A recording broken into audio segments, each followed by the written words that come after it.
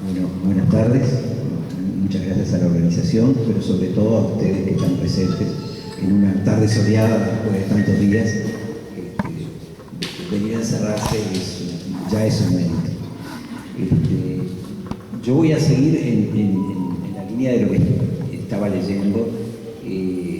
Esto es producto de un trabajo colectivo, por más de que yo sea responsable de lo que voy a decir, que venimos haciendo desde el año 2017 alrededor de este tema, con este grupo que firmamos esa declaración el año pasado, que integran a la Ana Batistoni, el ingeniero, el doctor Batistoni, Juan Pedro Luzola, Manuel Chabagoiti, Herbert Inchusti y yo.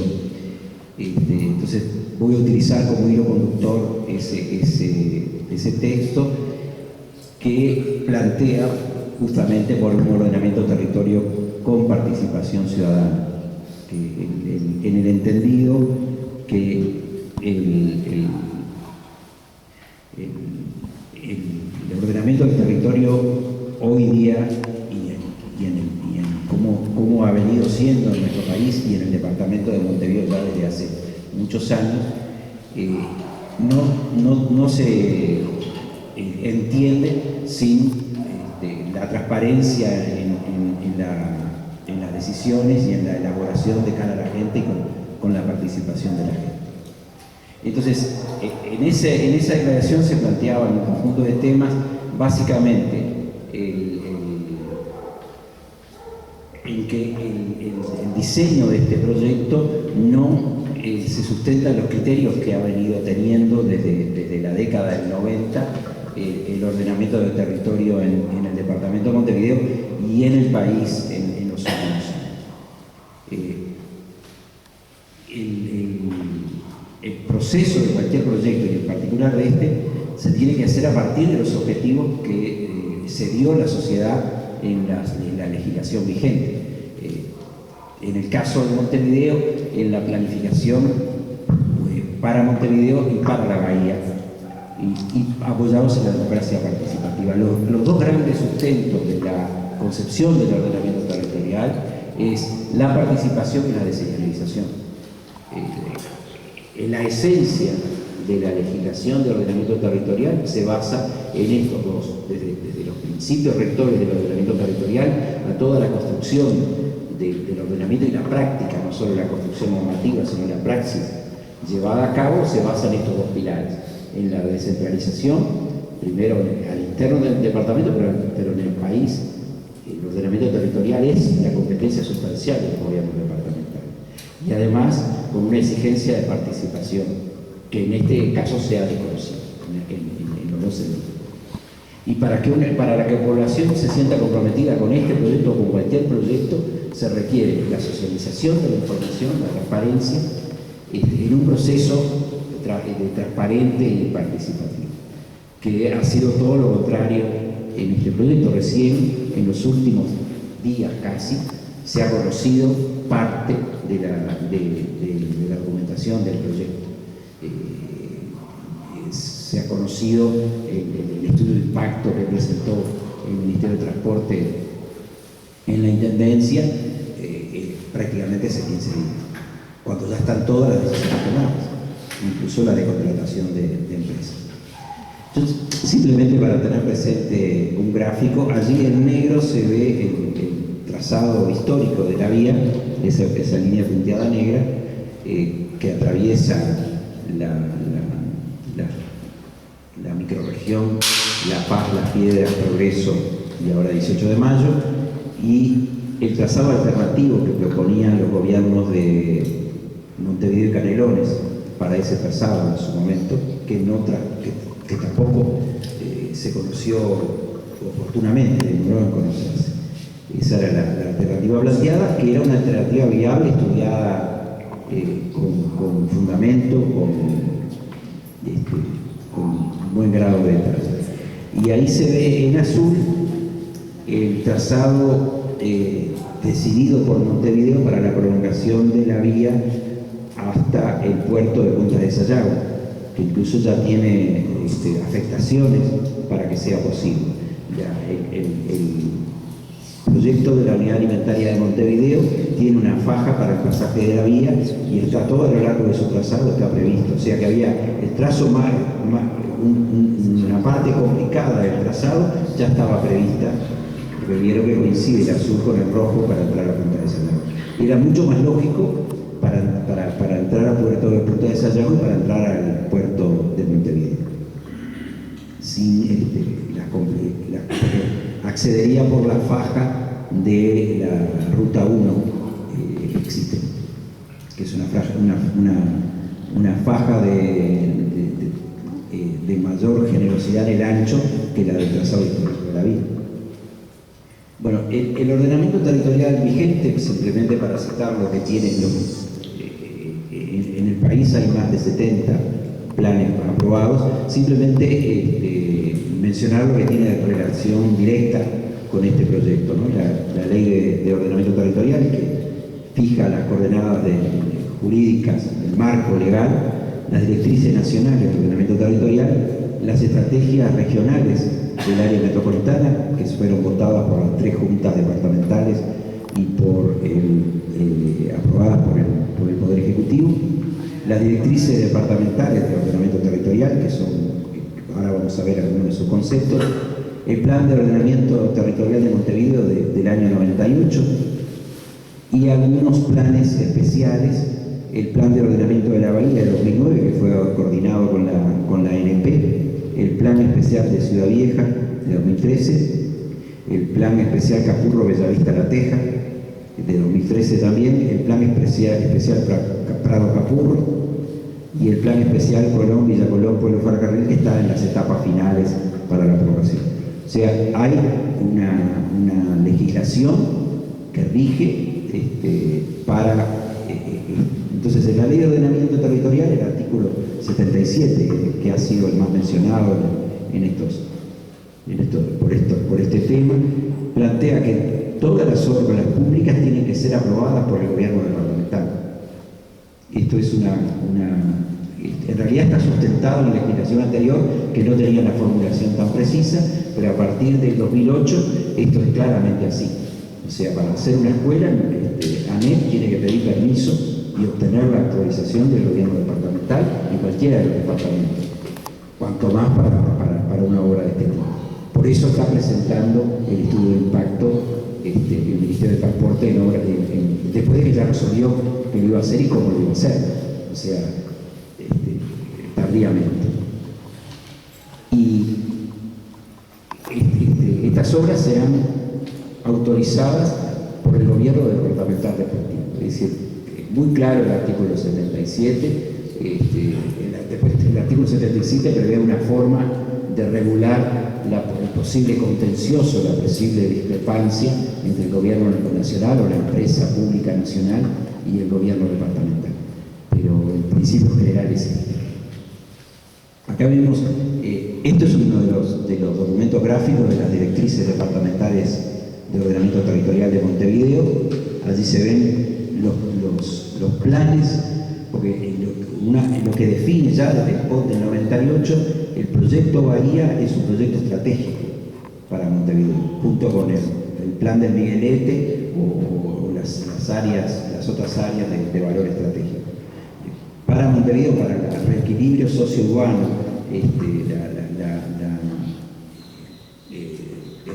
luchar contra la fragmentación socioespacial, el plan de la Bahía es una de las claves.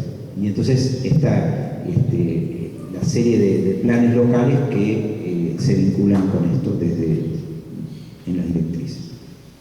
Entonces, para citar algunos de los puntos de las directrices, una de las directrices, que uno de los objetivos es mejorar el vínculo de las grandes infraestructuras y equipamientos con la ciudad y el territorio. Perfeccionar la interrelación ciudad-puerto, contemplando el crecimiento de las actividades portuarias. Corregir los vínculos con los grandes equipamientos productivos, en especial los productores de energía, y ordenar las actividades productivas y logísticas previendo los conflictos potenciales. Se suele decir que el ordenamiento territorial, una de sus grandes virtudes es la prevención de conflictos. porque uno tiene en la construcción, en la elaboración de un plan, la sociedad tiene oportunidad de prever el futuro y prever los posibles conflictos. Y por eso la legislación de ordenamiento territorial se construye en un proceso de discusión, de coordinación con los distintos actores. Entonces, bajando más al detalle, se plantea concebir un sistema de transporte de cargas eficiente, multimodal y que minimice los conflictos con la ciudad, en particular en lo referente al acceso al puerto de Montevideo. Reformular la relación ciudad-puerto promoviendo un sistema portuario descentralizado, puerto de Punta de Sayago, terminales de carga, enclaves logístico-industriales, sistema multimodal de cargas, o sea, todo lo que está en curso en la zona del anillo perimetral al este de Colón, recalificando las áreas urbanas contiguas y próximas a la bahía. Acordar visiones estratégicas y actuaciones en común entre el gobierno departamental y las entidades públicas localizadas en la bahía como ANP, ANCAP, AFE y UTE. En el caso de ANP se llegó a suscribir un documento de acuerdo sobre la bahía y el uso de la bahía y el crecimiento portuario necesario. Y también de las directrices, uno de los objetivos planteados, de las estrategias planteadas, era promover el incremento del uso público asociado a una valorización del espacio de la bahía de Montevideo. Entre los objetivos, una de las claves era el plan Bellavista Capurro. Conseguir nuevamente una relación de la población de la sociedad con la bahía. Lo mismo que el plan Cerro y la plaza en Rambla Egipto, que está ahora en vías de perfeccionamiento. Este es un gráfico del 98 del plan de ordenamiento territorial de Montevideo, o plan Montevideo, en el cual se planteaban el tema de promover a través de las calidades paisajísticas el atractivo de la bahía, incorporando usos habitacionales, actividades habitacionales. El POT del 98, entre las áreas de promoción y planes especiales de significado estratégico, está la bahía de Montevideo como inductoras de procesos de cambio urbano positivo, operaciones emblemáticas a nivel metropolitano. Y la función de renovación del puerto y el fortalecimiento de su papel nacional y regional, esto ya se planteaba en el 98, hace 20 años, se debe contribuir a la mejor articulación puerto-ciudad. Bueno, acá está el plan Bahía Capurro, que supongo que ya no habrán visto más de una vez. Allí se plantea el puerto pesquero, próximo a la planta de CAP en La Teja, la revalorización del Parque Capurro, recuperando un sector costero donde antes estuvo la playa como una gran explanada para uso social, colectivo, de espacio público, y el frente de las manzanas, que son de propiedad privada, era todo un frente de viviendas como una rambla, o sea, las viviendas no contra el mar, sino una rambla peatonal de mucho ancho, y se ven verdes, y un gran espacio verde original con un posible puerto deportivo, pensando en la pérdida del yacht y en su momento nacional de regatas, que perdieron su lugar en el puerto. Generar esa oportunidad de actividad deportiva náutica en ese lugar de la bahía. Este es el original, luego se modificó porque allí en ese puerto fue que esos terrenos los adquirió la empresa de Duquebus, y era allí donde iba a ser la terminal de pasajeros. Fue recogido la versión final del plan. O sea, es esto mismo, pero en lugar de puerto deportivo, o al mismo tiempo que puerto deportivo, terminal de crucero. Esta era la idea de una visualización posible de esa recuperación con una gran explanada, el Parque Capurro. Bueno, esta es la situación de la bahía en 1998. Es bien interesante si la comparamos con una foto del mes pasado. Como verán, allí ya está empezando el puerto pesquero, en la zona de La Teja, entre Capurro y La Teja, y se ve los grandes rellenos en la zona este de la bahía. Esta es una foto bajada de Google. Ahí se ve la terminal granelera, los grandes rellenos allí frente a la Torre de Antel, hacia el lado del Palacio de la Luz y la Central Valle. El muelle C, que es un muelle de mucha profundidad, en el último rincón de la bahía. Después vamos a ver que ahí, a continuación del muelle C, donde se ve entrar el espejo de agua, es donde está proyectada la terminal para la pasta de celulosa. ¿En cuál de ellos decís, Roberto? Bien. ¿Acá o acá? Acá está. No. Ahí se ve la manito. ¿Esto? Ahí esto que está acá sobre es el dique flotante que fue de Rebus y ahora de Chacos. El dique flotante lo lleva para acá al muelle pesquero y entonces todo esto se rellena. Este es el muelle C de reciente construcción, que tiene mayor profundidad que estos muelles y sobre todo de la dársena fluvial, que tiene menos de 10 metros.